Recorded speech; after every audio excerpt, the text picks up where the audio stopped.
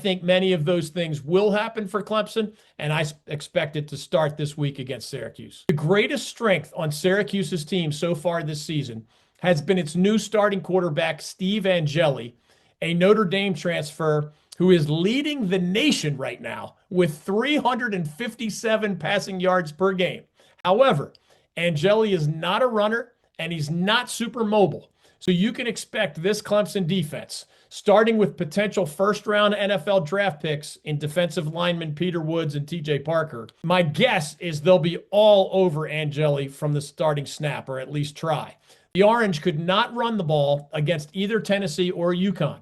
And if that trend continues, it will be virtually impossible for the Syracuse line to keep the pressure off of Angeli, who's already been sacked 8 times this season. When Clemson has the ball, the Tigers will be going against a more vulnerable defense than the Tigers saw in their losses to LSU and Georgia Tech, when they managed only a combined 31 points in those 2 games. Even in their win over Troy, the Tigers scored only 27 points.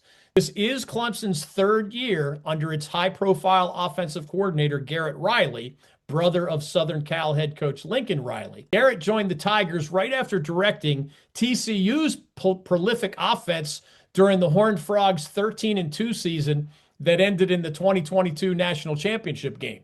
It would help a lot to get Lee back at left tackle, Williams back at wide receiver, and maybe that'll happen. But in the meantime, senior QB Cade Klubnik just needs to be a lot better. The converted receiver Adam Randall and others have to be better at tailback. Someone needs to step forward at tight end for the Tigers, who have had dangerous players in other years at that position. And someone besides Bryant Wesco Jr.